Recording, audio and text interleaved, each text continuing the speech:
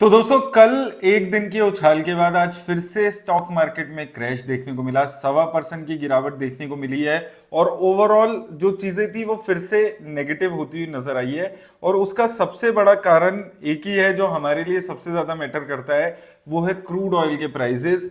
वो crude oil के prices जो कल तक स्टेबल दिख रहे थे वो आज और कल में, जो हमने कल 7-8 बजे बात की थी, लगभग 24 घंटे में लगभग $10 के आसपास पर बैरल रेट बढ़ गए हैं। कल हम 74-75 के रेट्स पर बात कर रहे थे क्रूड ऑयल की। आज इस वक्त जब मैं वीडियो बना रहा हूं तो अभी $87.5 के आसपास क्रूड ऑयल के प्राइसेस पहुंच चुके हैं। तो जो 80 के नंबर्स दिए गए थे, जो एक्सपर्ट्स ने बोला था कि $80 को पार कर सकता है, वो कर चुका है और 87 के आसपास पहुंच चुका है। अब नए एस्टिमेशन के हिसाब से $100 को भी क्रूड ऑयल पार कर सकता है और ये इंडियन मार्केट के लिए बहुत ही खराब न्यूज रहने वाली है। जितना ज्यादा क्रूड ऑयल बढ़ता जाएगा प्राइसेस, इंडियन मार्केट के लिए उतना ही खराब है। मेजर इंपोर्टर है हम, हमेशा हमने बात की है। और अगर ये चीज और कंटिन्यू होती है, ये वॉर अभी मंडे तक भी स्पिल ओवर होती है और ये जो क्रूड के प्राइसेस हैं ये शांत नहीं होते हैं,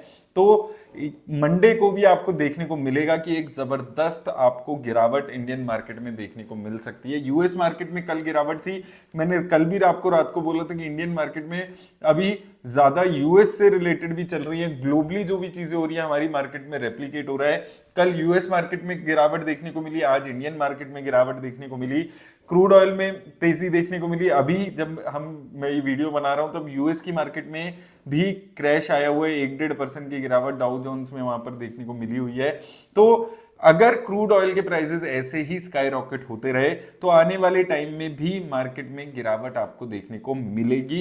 ये चीज आपको मान के चलनी है, हमारे को नजर रखनी है क्रूड ऑयल के, ब्रेंट ऑयल के प्राइसेस पे बहुत ज्यादा इंपॉर्टेंट रहने वाला है। इसलिए आज भी गिरावट है। आज सबसे ज्यादा गिरावट हमें प्राइवेट सेक्टर बैंक्स में भी देखने को मिली है, प्राइवेट सेक्टर बैंक्स में देखने को मिली है। और उछाल की बात करें तो डिफेंस सेक्टर में लगातार 2-3 दिन से उछाल देखने को मिला है। कल भी 2.5-3% का उछाल था, आज भी 2.5-3% का उछाल हमें डिफेंस सेक्टर में देखने को मिला है। तो डिफेंस सेक्टर में अगर आप फंसे हुए थे, निकलने का टाइम है। हमेशा यही देखा जा रहा है, जैसे ही कोई वॉर होती है, जब इंडिया कि अभी ऑपरेशन सिंदूर हुआ था तब भी डिफेंस सेक्टर में तेजी थी। कोई नई अनाउंसमेंट नहीं हुई है, ऐसा कुछ नहीं है कि हमने कोई डिफेंस में कोई नई अनाउंसमेंट्स कर दी है जिस वजह से भाग रहा है। सेंटिमेंटल बेसिस पे ये भाग रहा है। तो अगर आप फंसे हुए थे कुछ डिफेंस की कंपनीज में तो एक अच्छी मौका आपको मिल रहा है वहां से निकलने का। ये चीज आपको डिफेंस में नजर रखनी है। लेकिन प्राइवेट सेक्टर बैंक्स और यहां पर गिरावट है, मौके मिलेंगे आपको अच्छी कंपनीज में इन्वेस्ट करने के। अलग से हम सेपरेटली वीडियो में बात करेंगे कहां पर मौके ज्यादा अच्छे दिख रहे हैं, उसके हिसाब से आप अपनी डिसीजन ले सकते हैं। लेकिन अभी हालत जो है मार्केट की सही नहीं है और जैसे अभी 8% का उछाल देखने को मिल रहा है क्रूड ऑयल के प्राइसेस में, अगर ये उछाल ऐसा ही रहा और इतनी ही तेजी देखने को मिली तो मंडे को और बुरा हाल मार्केट में देखने को मिल सकता है।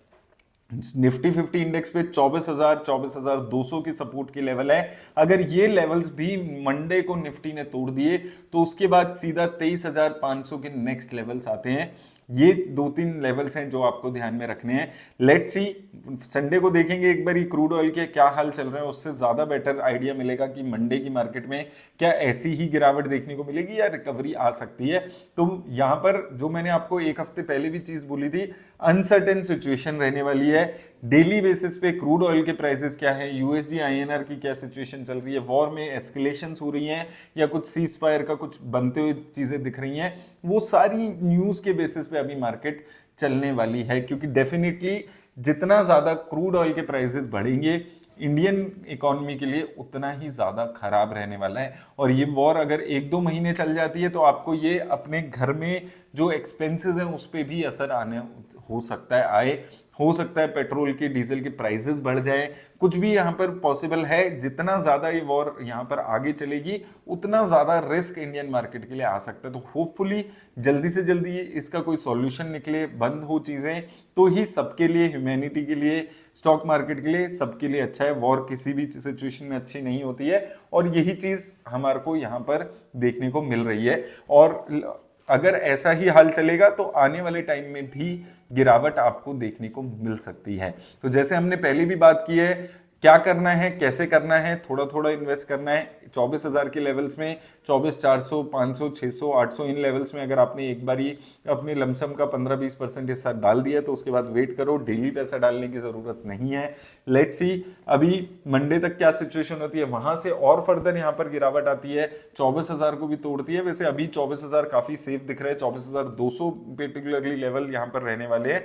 24,000, 24,200 के आसपास आती है तो देन वी विल डिस्कस कि यहां से आपको क्या करना है। लेकिन एक चीज आपको डेफिनेटली करनी है, डरना घबराना नहीं है। ऐसे कोई डरने की घबराने की बात नहीं है।